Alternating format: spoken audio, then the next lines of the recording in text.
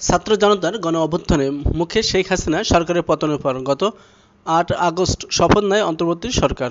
আগামী ৭ নভেম্বর হচ্ছে এই সরকারের ৩ মাস। গত ৭ নভেম্বর এই সরকারের ৩ মাস মেয়াদ হয়ে গেছে, কিন্তু এখনও কচ্ছপ গতিতে চলছে বিএনপির চেয়ারপারসন খালেদা জিয়া ও ভারপ্রাপ্ত চেয়ারম্যান তারেক রহমান সহ দলটির নেতাকর্মীদের বিরুদ্ধে করা মামলা প্রত্যাহার অথবা নিষ্পত্তির কার্যক্রম। এতে তৃণমূল থেকে শুরু করে কেন্দ্র পর্যন্ত নেতাকর্মীদের মধ্যে বাড়ছে ক্ষোভ। আইনি প্রক্রিয়ার মধ্য দিয়ে বেশ কয়েকটি মামলা নিষ্পত্তি হলেও এখনও প্রায় ১.৫ লাখ মামলা রয়েছে নেতাকর্মীদের বিরুদ্ধে। বিগত আওয়ামী লীগ সরকারের আমলে দায়ের করা এসব মামলাকে মিথ্যা ও গায়েবী বলে দাবি করে আসছে বিএনপি। পট পরিবর্তন হলেও এখনও এসব রাজনৈতিক মামলায় নিয়মিত আদালতের এক বারান্দা থেকে আরেক বারান্দায় ছুটতে হচ্ছে তাদের। আগের মতো গ্রেফতার আতঙ্ক না থাকলেও মামলার ভাগ্য নিয়ে দুশ্চিন্তা আছেন তারা। বিশেষ করে খালেদা জিয়া ও তারেক রহমানের বিরুদ্ধে সব মামলা দ্রুততম সময়ের মধ্যে প্রত্যাহার অথবা নিষ্পত্তি চান নেতাকর্মীরা, অন্যথায় তারা এ নিয়ে মাঠে নামতে বাধ্য হবেন। বিএনপির বিভিন্ন স্তরের নেতাকর্মীদের সঙ্গে কথা বলে জানা গেছে এসব তথ্য।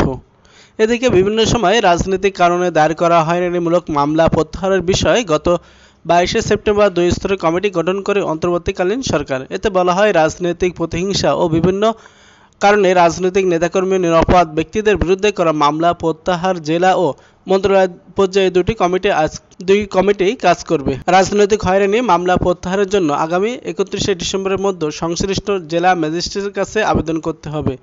তবে বিএনপিপন্থী আইনজীবী ও নেতারা বলছেন, মামলা প্রত্যাহারের কার্যকরী তেমন কোনো উদ্যোগ দেখছেন না তারা। জানতে চাইলে বিএনপির স্থায়ী কমিটির সদস্য আমির খসরু মাহমুদ চৌধুরী বলেন, আমরা দেখেছি কি হয়, তারপর আমরা আমাদের ব্যবস্থা নেব।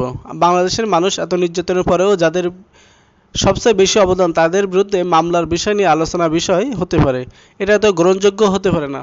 যারা শেখ হাসিনা পতনের জন্য ১৫ বছর লড়ে সবকিছু ত্যাগ করে আজকের এই জায়গায় এসে দাঁড়িয়েছে, তাদের মামলা এখনো যায়নি নিষ্পত্তি কেন? এটা স্বাভাবিকতার সবারই প্রশ্ন। সুতরাং এ বিষয়ে ব্যবস্থা যদি শীঘ্রই করা না হয়, তাহলে যারা শেখ হাসিনার পতন ঘটিয়েছে তারা তো আর বসে থাকবে না।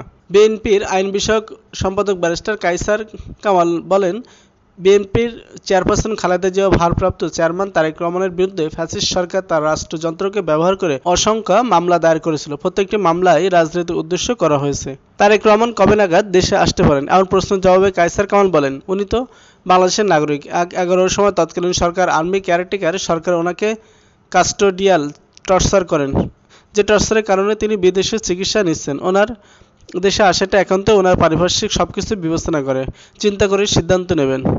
বিএনপি নেতারা জানান, বিএনপি সহ ছাত্রদল, যুবদল, স্বেচ্ছাসেবক দল সহ অন্যান্য অঙ্গ সহযোগী সংগঠনের সবার বিরুদ্ধে সব মামলা প্রত্যাহার না হলে কখনো একটা নিরপেক্ষ অবস্থা তৈরি হবে না। অবিলম্বে প্রত্যাহার করতে হবে এসব রাজনৈতিক মামলা।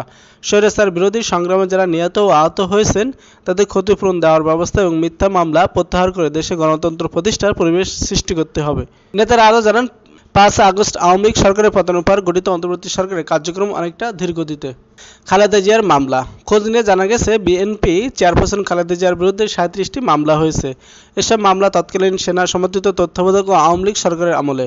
২০০৭-৮ সালের জরুরি অবস্থায় ৪টি মামলা হলেও বাকিগুলি পরবর্তী সরকারের আমলে। সবচেয়ে বেশি মামলা হয়েছে ২০১৫ সালে।